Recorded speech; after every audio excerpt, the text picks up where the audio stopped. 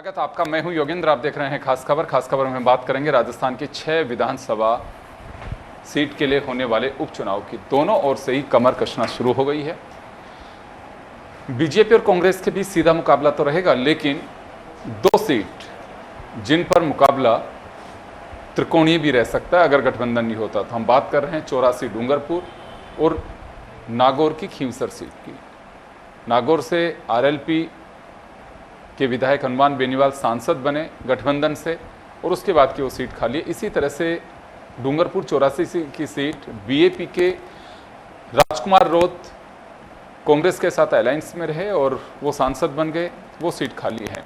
अब देखना होगा कि क्योंकि बात वर्चस्व की है, अब ये सीटें गठबंधन में जाती हैं नहीं जाती हैं। इन सीटों पर सीधे सिंबल की बात करें तो 3 सीट पर कांग्रेस, एक पे बीएपी, एक पे आरएलपी और एक अभी सलूम्बर उदयपुर डिस्ट्रिक्ट से उनके निधन के बाद में जो सीट खाली हुई है उस पर बाई इलेक्शन होगा। तैयारियां दोनों तरफ से शुरू कर दी गई है और जो मौजूद जिनके खाते में सीटें हैं उन लोगों ने भी अपनी तैयारियां शुरू कर दी हैं। बीजेपी का दावा है कि 6 सीट हम जीतेंगे। कांग्रेस का साफ कहना है कि ये तो ट्रैक रिकॉर्ड रहा है बाई इलेक्शन का कि जनता हमारे काम को पसंद करती है और हमें जिताती है। खैर, जीत का आधार क्या है, इसको लेकर हम चर्चा करेंगे। हमारे साथ के जानू साहब भाजपा से हैं, पौरुष भारद्वाज जी हमारे साथ कांग्रेस से हैं और हमारे सहयोगी अनिल सेन हमारे साथ में। जानू साहब, आपके पास में आना चाहूँगा।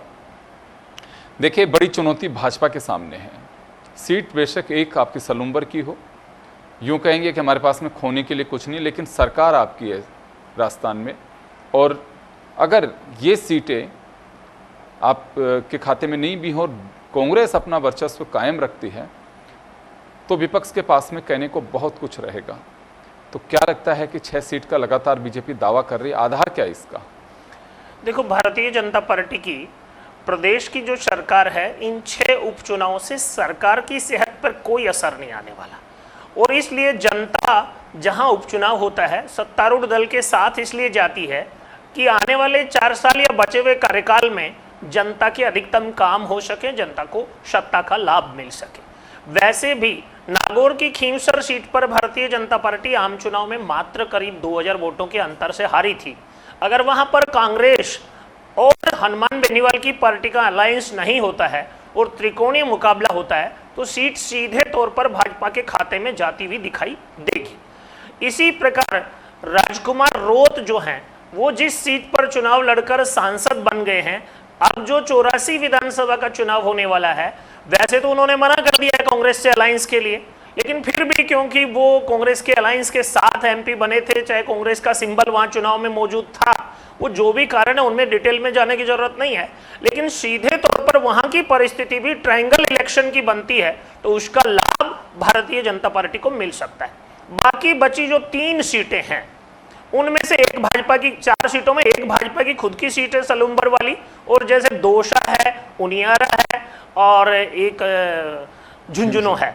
इन सीटों में स्थिति का समीकरण करें तो झुंझुनू की सीट पर जिस प्रकार का सिचुएशन है, सीधे तौर पर कांग्रेस लगातार वहां 3-4 बार चुनाव जीती है और कांग्रेस के जीते हुए विधायक ही वहां सांसद बने हैं, बहुत छोटे अंतर से बने हैं। और अब झुंझुनू जो कि कर्मचारी बाहुल्य जिला है और वहां का जो राजनीति का सिनेरियो है, उस सारे में हरियाणा के चुनाव हो चुके होंगे और उसके बाद वहां की जो परिस्थितियों का लाभ लेने की कोशिश थी वो वहां नहीं मिलने वाली है। अब तो राजस्थान के उपचुनाव शायद महाराष्ट्र के चुनाव के साथ होने जा रहे हैं, और उस सारी परिस्थिति में किसी प्रकार की बैसाखी का या किसी प्रकार के इन्वायरमेंटल मोमेंट का, वेव का लाभ कांग्रेस को नहीं मिलेगा। सीधे तौर पर जिन बातों का उदाहरण देकर कांग्रेस कहती है कि उपचुनाव की परंपरा है, हम जीतते हैं, भाई जब आप सत्ता में थे तब जीतते थे, लेकिन भारतीय जनता पार्टी इस बार सत्ता में भी है, काम करने के लिए नया व्यक्ति भी है, और जिस प्रकार की परिस्थितियां राजनीति की हैं, कांग्रेस में तो अभी आप बातें चल रही हैं, टिकट का निर्धारण की बात आने दीजिए। टिकट कौन बांटेगा? डोटासरा जी बांटेंगे, पायलट साहब बांटेंगे, गहलोत साहब बांटेंगे, आलाकमान बांटेगा, द्वंद्व आने वाला है। बिल्कुल। तो आपकी निगाह इस पे टिकी हुई है कि कांग्रेस में बिखराव और उसका बेनिफिट आपको मिल सकता है, ये माना जाए? देखो, कांग्रेस में बिखराव तो जग जाहिर है, हमारे यहाँ हो सकता है छोटा मोटा कोई मतभेद रहा होगा, लेकिन हमारे यहाँ कभी किसी के लिए निकम्मा नकारा कोरोना नहीं बोला गया है।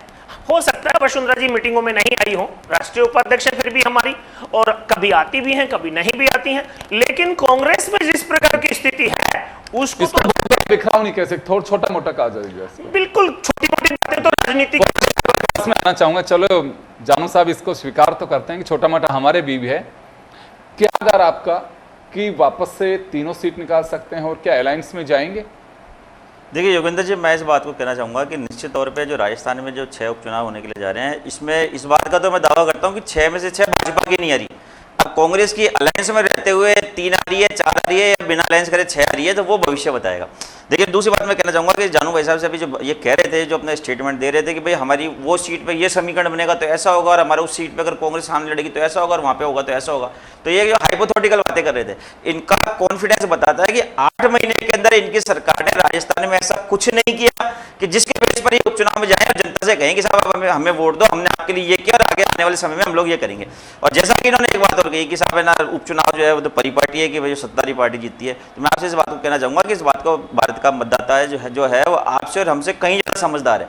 वो इस बात को, उसको भी पता है कि सरकार की सेहत पे कोई फर्क नहीं पड़ने वाला, हमें विपक्ष को भी पता है। परंतु आप वसुंधरा राजे जी का कार्यकाल भूल रहे हैं भाई साहब। 8 उपचुनाव हुए थे, उसमें से 5 जो है वो कांग्रेस ने चुनाव जीते थे वो, और वो इतिहास यहाँ पर दोहराया जाएगा। और आप तो इसकी क्या बात कर रहे हैं? आपने तो सरकार के बनने के बाद में जो तुरंत एक जो चुनाव हुआ था, उसमें तो आपने वहां से जो प्रत्याशी थे उनको तो आपने मंत्री बना दिया था। उसके बाद जनता ने देखी आपकी अग्निवीर योजना थी ना, तो उसको आगे मंत्री को अग्निवीर बना करके वापस भेज दिया। मंत्री बना भी चुनाव आ जाता है आपकी सरकार में, और सरकार बनी होती है उस समय। ये स्थिति है आपकी। और जो राजस्थान में जो लोगों को अपेक्षा थी, राजस्थान को जनता जो है चाहती थी कि कांग्रेस सरकार दोबारा बने, और राजस्थान में जिस प्रकार जिस अनुपात में सीटें हमें जनता ने मैंडेट दिया, सीटें दी हमें, चाहे लोकसभा चुनाव में दी चाहे विधानसभा चुनाव में दी, ठीक है। कई बार आप भी जानते हैं इस बात को कि राजनीति में कई बार किसी तीसरे या चौथे या 5वें व्यक्ति के खड़े होने से समीकरण बदल जाते हैं। भले हम लोग चुनाव हारे होंगे, लेकिन जनता की भावना हमारे साथ थी, और जिन्होंने भारतीय जनता पार्टी के नाम पे वोट दिए, तो उन्होंने आपके वर्तमान सरकार जिनके हाथ में है उनके नाम पे वोट नहीं दिए थे। आपके जिस व्यक्ति ने संघर्ष किया, उसमें से आप जिन लोगों की क्या हालत है मुझे बता दीजिए। किरोड़ीलाल मीणा जी जो थे, जो आपकी विपक्ष का उस समय मुखर चेहरा हुआ करते थे हमारी सरकार के समय में, आज उनकी किस स्थिति क्या है? आज आपने उनको राजनीतिक के जिसको कहा जाता है पीछे नेपथ्य में आपने उनको डाल रखा है। आज वो खुद जो है इस्तीफा देकर के जाना चाहते हैं। आपकी स्थिति ये बन गई कि आप ना निगलते बने ना उगलते बन रहे। उनको नीचा दिखाने के लिए आपने एक विभाग दिया, बड़े करके दिया आपने। आप भी एक बड़ी जीत का, आप जो जीत का एक सोच लेकर के चल रहे हैं, वो भी बीजेपी के बिखराव में ढूंढ रहे हैं आप भी। नहीं देखिए, निश्चित तौर पे हमें बिखराव की आवश्यकता नहीं योगेंद्र जी। देखिए हम विपक्ष है, नेचुरल बात है, हमारा संवैधानिक दायित्व है कि हम सरकारी कमियां बता के जाएंगे। सत्ताधारी पार्टी की आंतरिक पार्टी संगठन की भी कमियां बताएंगे और सरकार की भी कमियां बताएंगे। और जनता ने तो अभी ताजा लोकसभा चुनाव में इनको झटका दिया ही ना 11 सीटों पर। और फिर दूसरी बात ये और कह रहे थे कि देखिए हाँ, जो उपचुनाव होने वाला है उसमें स्वर्गवास जो हुआ वो सिर्फ एक जगह पे हुआ, बाकी 5 जगह तो लोकसभा चुनाव की वजह से सीटें खाली हुई ना।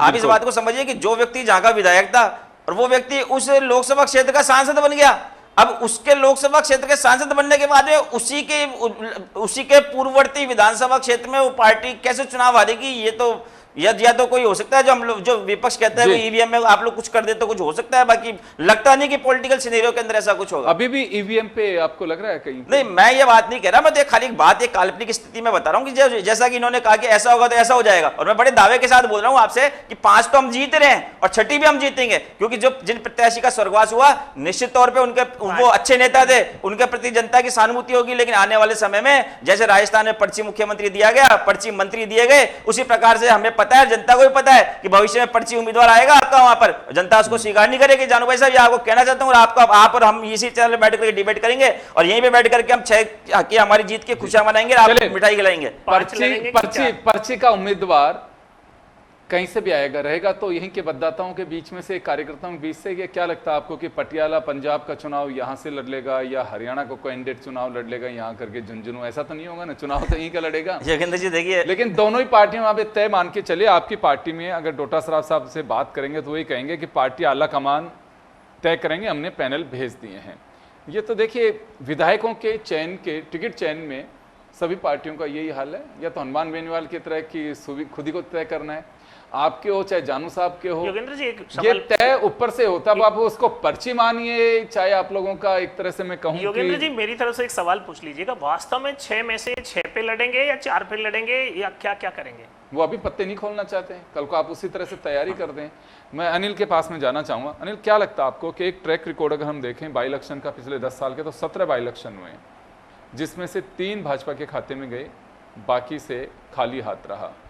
खैर, इन ट्रैक्स के हिसाब से कुछ आंकलन और या अंदाजा भी नहीं लगा सकते हैं कि आगे 6 सीट पे क्या रहेगा। हमारे यहाँ पे सिंपैथी लहर बड़ी चली है बाई इलेक्शन में, जहाँ पे भी अगर कोई मृतक के परिजन को टिकट दिया है तो ज़्यादातर में 90% में वो जीत दर्ज कराई है उसने। तो एक सीट ऐसी है, बाकी 5 सीट पे तो बाई इलेक्शन हो रहे हैं माननीय विधायक से सांसद बनने के बाद में।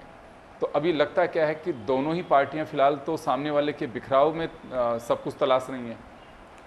देखिए, ये तो जरूर है कि ट्रेंड जो रहा है वो बीजेपी के पक्ष में नहीं रहा। पिछले 10 सालों का इतिहास अगर उठा के देख लिया जाए, लेकिन ये जरूर जनता के मन में रहता है कि सरकार किस पार्टी की है, उपचुनाव हो रहे हैं, कुछ बेनिफिट वहाँ पर नजर आता है पब्लिक को। हालांकि सरकार होने के नाते तमाम विधानसभा सीटों पर सौगात दी जाती है। हर बजट की घोषणा में हमने देखा कि अभी भी अगर देखा जाए तो राजस्थान की तमाम जो जनता है, 7 करोड़ जनता के लिए वहाँ पर पिटारा खोला गया। लेकिन फिर भी एक जनता को लगता है कि अब सरकार तो बन गई है, क्योंकि आम चुनाव जब होते हैं तब तो ये क्लियर नहीं होता कि सरकार किसकी है। उपचुनाव में ये जरूर होता है। लेकिन राजस्थान का जो ट्रैक रिकॉर्ड रहा है, हम अजमेर और अलवर सीट के जो लोकसभा चुनाव है उस दौरान की अगर चर्चा करें, मोदी लहर चल रही थी और उस दौरान सियासी समीकरण ऐसे बैठे कि कांग्रेस के पक्ष में उपचुनाव वहां पर लोकसभा सीटों के निकल कर आ गए। तो राजस्थान के अगर अंदर देखा जाए, बीजेपी के लिए खासतौर से ये ट्रेंड पक्ष में नहीं रहा है। अब इस ट्रेंड को, इस ट्रैक रिकॉर्ड को कैसे पार्टी तोड़ेगी और एक नया मिसाल यहाँ पर कायम करे, मिथक जो चल रहा है कि लगातार उपचुनाव नहीं जीत पा रहे, उसको लेकर हम देख भी रहे हैं। प्रदेश अध्यक्ष ग्राउंड पे जा रहे हैं। ग्राउंड का मतलब जिस सीट पर उपचुनाव होने हैं, जिस विधानसभा पर उपचुनाव हो रहे हैं, वहां जाकर बैठ के ले रहे हैं। प्रभारी पहली बार राजस्थान आए बनने के बाद में, और उसके बाद में कमान थामी की चुनाव जीतना है हमारे को, और एक एक सीट पर जाकर फोकस किया जा रहा है। गुटबाजी होती है, नाराजगी होती है, लेकिन उसको दूर करने के लिए अगर पार्टी का बड़ा नेता उसके घर में चला जाता है तो वो नाराजगी दूर की जा सकती है। और बीजेपी के लिए यहाँ पर ये प्लस पॉइंट देखा जा रहा है, सरकार बीजेपी पार्टी की है। अभी हम देख रहे हैं कि लगातार जनता की सौगात देने की योजना यहाँ पर लागू की गई है। एक सीट बीजेपी के पास पहले 6 सीटों में थी, बाकी 5 सीटों पर बीजेपी के लिए अवसर है। यानी भारतीय जनता पार्टी के पास में 6 गेंद हैं, 1 रन तो बनाना ही बनाना है, ताकि जो पिछला जो ट्रैक रिकॉर्ड है वो वहां पर बैलेंस हो जाए। लेकिन फिर भी 5 बॉल ऐसी बीजेपी के पास में है जहां पर अगर वो चाहे तो 4 रन और बना सकती है, चाहे तो 6 के 6 रन वहां पर बना सकती है, या फिर बेनिफिट वहां पर हो तो 1 या 2 सीट अगर गेन करती है तो सीधा सीधा पार्टी, जो भारतीय जनता पार्टी है, उसके पक्ष का माहौल होगा। एक एनालिसिस भी होता है सरकार बनने के बाद में, अगर कोई चुनाव हो रहा है तो ये होता है कि सरकार की जो योजना है, जनता ने किसके पक्ष में माहौल में वोट कास्ट यहाँ पर किया है। मदन राठौड़ जी ने कहा भी है कि राजस्थान का जो बजट आया है और भजन लाल जी सरकार की जो योजनाएं हैं, उन चीजों को भी हम घर घर लेके जाएंगे, जनता को बताएंगे कि ये सरकार ने आपके लिए कुछ योजनाएं हैं वो यहाँ पर लागू की हैं, ये बेनिफिशियल योजनाएं आपके लिए लागू की हैं, तो उस आधार पर भी वोट वहां पर मांगा जाएगा। तो ये जरूर कहा जा सकता है बीजेपी के लिए खेलने के लिए पूरा ग्राउंड यहाँ पर है। चैलेंज सबके पक्ष में, अभी कांग्रेस के पास में चैलेंज है, हालांकि पक्ष में उनकी सीटें ज्यादा थी, 3 सीटें थी, लेकिन गठबंधन होगा या नहीं होगा ये तस्वीर अभी तक साफ नहीं है। गठबंधन होता है तो भी कुछ नुकसान वहां पर होते हैं, क्योंकि वर्चस्व की लड़ाई है। हमने देखा लोकसभा चुनाव में जरूर गठबंधन किया गया, लेकिन यहां पर विधानसभा सीटों को शायद कांग्रेस नहीं छोड़ना चाहेगी और उसका हवाला भी देगी कि हमने आपको लोकसभा सीट दी है, लेकिन वहां पर जो दूसरे दल हैं वो शायद मानते हुए नजर नहीं आएंगे। और अगर वहां पर फुटबॉल होता है तो बीजेपी के पक्ष में कहने बेनिफिशियल हो जाता है। तो अभी भी चैलेंज दोनों तरफ है, लेकिन जो मैनेज करके चला जाएगा वो कहीं ना कहीं आगे इस चुनावी समीकरण जो है, जो 6 सीटों का हो रहा है, उसमें आगे बढ़त हासिल कर पाएगा। बिल्कुल, लग भी कुछ ऐसा रहे। हनुमान बेनीवाल सीट छोड़ने वाले नहीं हैं, वो कहेंगे कांग्रेस अगर मदद करना चाहे तो कर सकती है, बाकी सीट नहीं छोड़ेंगे। इसी तरह से अगर बीएपी की बात करें तो 84 सीट भी छोड़ना मुश्किल है। अभी बीएपी के अगर हाउस में अगर बात करें, यानी कि विधानसभा में, तो 3 विधायक हैं और आरएलपी के हनुमान बेनीवाल अकेले जीते थे, वो सांसद बन गए। अब वो भी अपना, क्योंकि विधानसभा के अंदर अपनी उपस्थिति दर्ज कराने की भरपूर कोशिश करेंगे, तो ऐसे में मुश्किल होगा। लेकिन जो दूसरी सीट हैं जिन्हें साधने के लिए क्या हनुमान बेनीवाल कुछ बेनिफिट दे सकते हैं कांग्रेस को, ये देखने वाली बात होगी। ऊपर बीजेपी क्या हनुमान बेनीवाल से हाथ मिला सकते हैं, क्योंकि हनुमान बेनीवाल पहले नागौर से जब सांसद बने थे तो एनडीए का हिस्सा रह चुके हैं। और वो अपने हिसाब से चलेंगे तो 3 सीट जिन पे त्रिकोणीय मुकाबला होने की पूरी संभावना हो सकती है, उनका कुछ भी नहीं कहा जा सकता है कि क्या स्थिति बनेगी। और दूसरे दल और भी हैं जो बीच में अपनी ताल ठोकेंगे। मैं पौरुष जी आपके पास में आना चाहूँगा। चलिए, एक ट्रैक रिकॉर्ड रहा आपका कि 17 में से ज़्यादातर सीटें आप लोगों ने जीती हैं, लेकिन अभी लोकसभा की स्थितियां जो बनी हुई थी, कांग्रेस का ये मानना था कि बीजेपी को किसी भी कीमत पर हमें राजस्थान में 25-0 का जो एक हैट्रिक बनाने की कोशिश है उससे आउट करना है। आपने हनुमान बेनीवाल से भी हाथ मिलाया, आपने बीएपी से भी हाथ मिलाया, सफल भी हो गए उसमें, कुछ सीटों पे आपकी पे असर भी आया उसका, लेकिन अभी दोनों छोड़ने वाले नहीं हैं। अब स्थितियां बदल चुकी हैं। तो ऐसे में क्या लगता है आपको कि संगठन के स्तर पे किसी तरह की चर्चा होगी?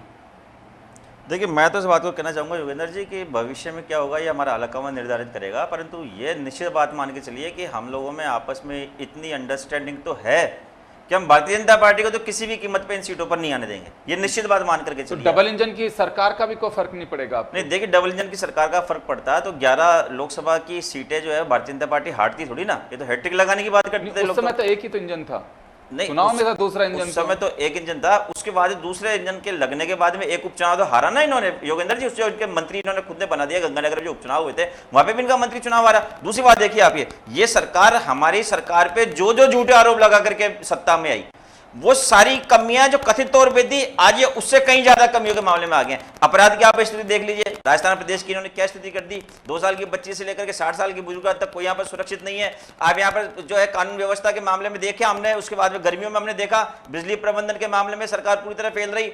हमने बाद में जो है उसके पानी के मामले में सरकार बिल्कुल फेल रही। मंत्री जी ने खुद ने हाथ खड़े कर दिए, बोले भाई मैं कोई हनुमान जी थोड़ी ना हूं, मैं कहां से लेकर के आऊंगा। अरे तो भाई हनुमान जी आप नहीं हो, पर आप मंत्री तो हो। आप मंत्री इसलिए तो बनाया आपको ताकि जनता की समस्या का आप निस्तारण कर पाओ। उसके बाद में अभी जब बाढ़ आई, जब हम लोगों ने देखा कि जो इनके जो अकाल राज्य मंत्री थे इनके, वो तो रूस करके कोप भवन में बैठे हुए थे। इनका मैनेजमेंट इतना कमजोर था कि ये उनको ना तो हटा पा रहे थे, ना ये उनसे चार्ज लेकर के किसी दूसरे को दे पा रहे थे। तो इनको इनकी आंतरिक फूट जो है वो जनता ने उसके परिणाम भुगते हैं। एक शब्द काम में जाता है कि इनकी आंतरिक फूट का हमने इनके आंतरिक फूट के तमाशे देखे, तमाशे नहीं देखे जानू जी, आपके आंतरिक फूट का जनता ने परिणाम भुगता। अभी इस बाढ़ जो पूरे राजस्थान में जो बाढ़ आई, जो रेनी सीजन रहा, और आखिरी में जनता के दबाव में और भलाओ मीडिया चैनल्स का, जन टीवी का भलाओ और दूसरे चैनल्स का भलाओ, जिन्होंने लगातार जो है वहां पे फील्ड रिपोर्टिंग दिखाई कि किस प्रकार जनता में तमाम जगह जो है पानी भरा पड़ा है, कई जगह लोग बह गए, कई जगह गाड़ियां बह गई, क्या कितनी बुरी स्थिति खराब हुई। उसके बावजूद जाकर के आपके मंत्री जी की शायद अंतरात्मा जागी होगी या फिर आपकी सरकार के अंतरात्मा जागी होगी, जब जाकर के आज मंत्री जी खाली झंडा रोहण करने के लिए वहां पर पधारे। तो ये सरकार तो हर मोर्चे पर फेल है, जनता बुरी तरह त्रस्त है। आज जानू जी, आज चुनाव करवा लीजिए राजस्थान में, गारंटी है मेरी, आपकी बहुत बुरी हार हो जाएगी अगर आज, हालांकि संभव नहीं है चीज ये, बाकी उपचुनाव में परिलक्षित होगा आपको कि आपकी सरकार ने क्या किया। चुनाव कराना चाह रहे हैं आप पूरे विधानसभा लोकसभा के इतनी जल्दी? नहीं, मैं तो नहीं कराना चाह रहा, मैं तो एक काल्पनिक स्थिति बता रहा हूं इनको कि अगर आज की तारीख में अगर चुनाव हो जाए तो आपकी बहुत बुरी स्थिति होने वाली है। और 6 उपचुनाव में आपको जनता बताएगी कि जनता के मन में क्या चल रहा है। और राजस्थान, दूसरी बात आपने ये बात कही कि साहब उपचुनाव में जो है हमारे साथ रहेगी। राजस्थान की जनता जो है, राजस्थान की धरा स्वाभिमान की धरा रही है। यहाँ पे कभी सत्ता से, धन से राजस्थान के लोग प्रभावित नहीं होते हैं। राजस्थान में अगर जो सर ऊंचा उठाता है तो उसको राजस्थान की जनता जवाब भी देती है। आपको निश्चित तौर पर 6 सीटों पर जवाब देगी राजस्थान की जनता, बताएगी आपको। तो आपको ये लग रहा है कि कानून व्यवस्था एक सबसे बड़ा एजेंडा रहेगा जिसको लेकर के सरकार के पास में कोई जवाब नहीं है? ठगा हुआ महसूस कर रही पब्लिक। किरोड़ीलाल मीणा का एक आपने इश्यू बनाया है कि जनता के बीच उसका गलत मैसेज जा रहा है, आपदा प्रबंधन में सरकार फेल रही है। ये कांग्रेस का एजेंडा रहेगा पूरे इलेक्शन के दरमियान, और इसी को लेकर के इन विधानसभा सीट के जो बाई इलेक्शन होने हैं यहाँ पे मुद्दा बनाया जा सकता है। बीजेपी का दावा रहेगा कि डबल इंजन की सरकार है और इसे मजबूत करिए, प्रॉफिट जनता को मिलेगा। और अभी राजस्थान में बजट देखिए, वो ऐतिहासिक बजट रहा है। भजन लाल 24x7 जनता के बीच समर्पित हैं। निवेशक एक नई निगाहों से राजस्थान की ओर देख रहे हैं। ये एजेंडे राजस्थान में रहेंगे भाजपा की ओर से। जानू साहब, आपके पास में आना चाहूँगा। कानून व्यवस्था एक नया मुद्दा बनेगा और कांग्रेस अभी से कहना शुरू कर दी है कि कानून व्यवस्था पे सरकार को जवाब देना चाहिए जनता के बीच जाने से पहले। देखो, इस देश में जिस प्रकार की कानून व्यवस्था की स्थिति है वो सर्वविदित है।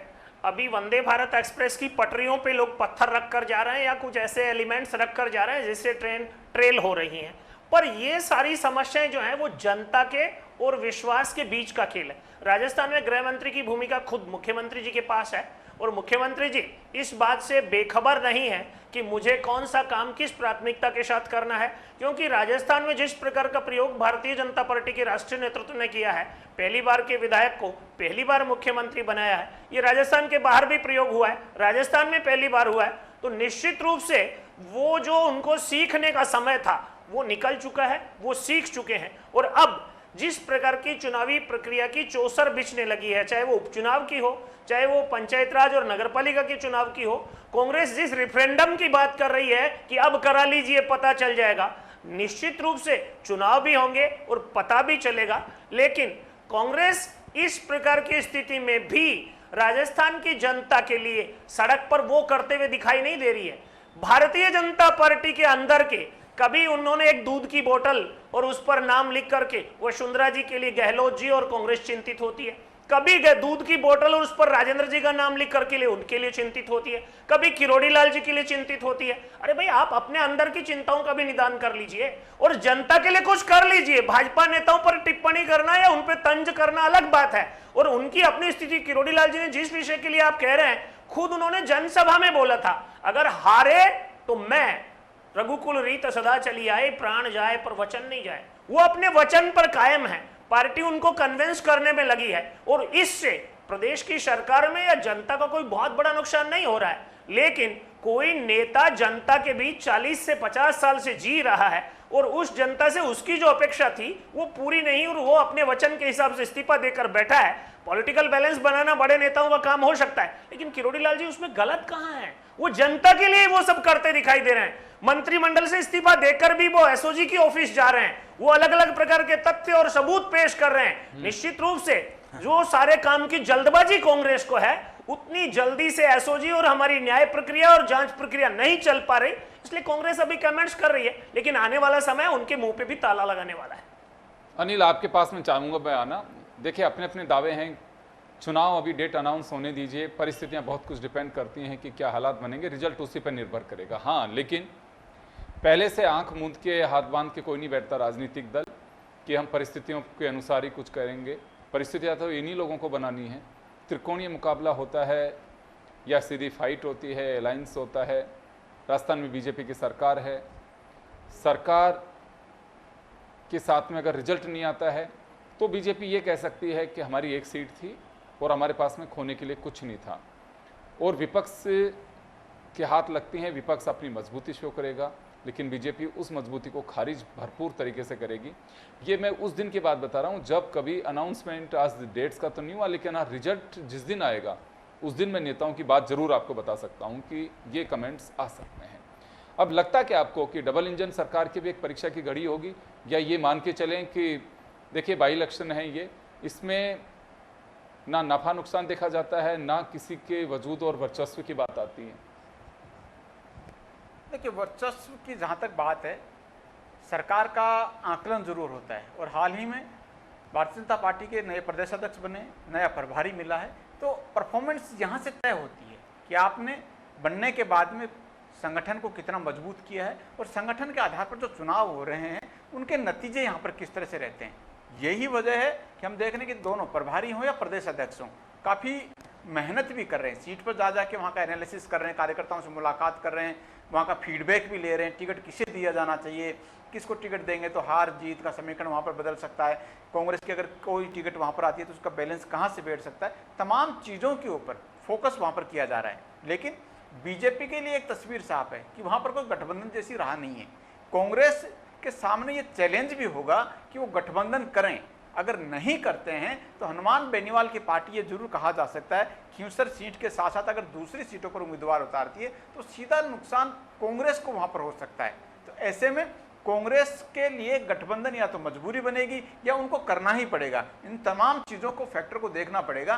बीएपी जैसे पार्टी को एक सीट वहां पर देनी ही पड़ेगी, चाहे लोकसभा चुनाव में किसी भी आधार पर वहां पर गठबंधन किया गया हो। तो ये जो चीज़ें हैं दोनों पार्टियों के लिए चैलेंज भी हैं और दोनों पार्टियों के लिए अवसर भी कहे जा सकते हैं। लेकिन फिर भी कांग्रेस अगर यहाँ पर 3 सीटें अपने निकाल कर ले आती है तो एक कहा जा सकता है जो तीनों सीटें उसके पास में थी बैलेंस वहाँ पर कर जाएगी। लेकिन बीजेपी यहाँ से कुछ गेन कर सकती है, पूरी संभावना बीजेपी के लिए यहाँ पर है, क्योंकि उनके पास में टीम भी है, टीम वर्क भी है और अवसर भी यहाँ पर है, सरकार भी है और खेलने के लिए अगर देखा जाए तो पूरी तरह से मैदान खाली वहां पर पड़ा हुआ है। तो यहां पर बीजेपी अवसर जरूर तलाश रही होगी कि सलूम्बर के साथ साथ अगर खींवसर, झुंझुनू जैसी सीटों पर फोकस किया जाए, या फिर दौसा सीट पर अभी भी अगर देखा जाए किरोड़ीलाल मीणा का पूरा फोकस वहां पर है, अभी भी दौरे वहां पर हो रहे हैं और उनके जो आसपास के कार्यकर्ता नेता जो हैं उनके साथ पूरा संवाद वहां पर चल रहा है। तो ये भी हो सकता है कि लोकसभा चुनाव की हार की जो इस्तीफा वहां पर दिया गया और किरोड़ीलाल मीणा ने जिस तरह से इस्तीफा दिया, एक सिंपैथी गेम शायद दौसा सीट के ऊपर वहां पर फैक्टर काम करे कि किरोड़ीलाल मीणा जी ने वहां पर इस्तीफा दे दिया था। ऐसे में पब्लिक का मूड शायद अगर उनके पक्ष में आए तो कुछ मैंडेट बीजेपी को वहां पर मिल सकता है। ये तमाम चीजें कयास के आधार पर हैं। फिलहाल फील्डिंग चल रही है, चुनाव की तिथि तय नहीं हुई है, लेकिन पार्टियों ने अपनी तैयारी यहां पर शुरू कर दी है। ये बड़ी एक तरह से दिलचस्प बात कही जा सकती है, क्योंकि दोनों तरफ अपने अपने मुकाबले हैं और दोनों तरफ पार्टियां चाहती हैं कि इस बार पकड़ मजबूत करनी है और जो आंकड़ा उनके पास में था उसको यहां पर बढ़ाना है। लेकिन फिर भी तिथि जब तय होगी, उम्मीदवार चयन हो जाएगा और फिर जो तमाम परिस्थितियां बनेगी सोशल इंजीनियरिंग के बाद में, वो काफी कुछ तय कर देंगी और चुनाव जो जैसे जैसे आगे बढ़ेगा वो एक परीक्षा की घड़ी। बिल्कुल अनिल, आप सही कह रहे हैं कि परिस्थितियां क्या रहती हैं इस पर डिपेंड करेगा। लेकिन ये चुनाव के बाद के परिणाम की एक अलग बात हो सकती है। बीजेपी पूरी कोशिश करेगी कि जिन सीट पे सीधी फाइट रही है और जहां पे पहले से उनके विधायक पहले भी रहे हुए हैं, उन सीट पर भरपूर कोशिश करेगी। इसके लिए अगर मैं कहूं तो नब्ज टटोलने की बात बीजेपी पहले से शुरू कर चुकी है। उनके प्रदेश प्रभारी और प्रदेश अध्यक्ष लगातार उन सीटों के दौरे पे हैं। कांग्रेस ने भी अब नब्ज टटोलना शुरू कर दिया है। वहाँ के कार्यकर्ताओं को बुला करके पूछ रहे हैं कि किसके लिए चुनाव में उतारना उचित होगा।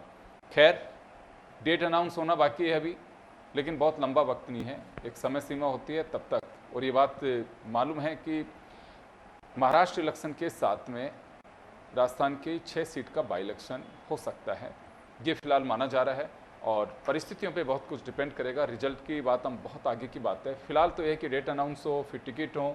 हम आज का एजेंडा सिर्फ इस वजह से आपके सामने लेकर के आए कि पार्टियां तैयारी कर रही हैं और तैयारी का ऑपरेशन करना बहुत ज़रूरी था कि कहाँ क्या चल रहा है, जो आपका जानना जरूरी है। आप सभी का बहुत बहुत शुक्रिया। खास खबर में इतना ही, दीजिए इजाज़त, नमस्कार।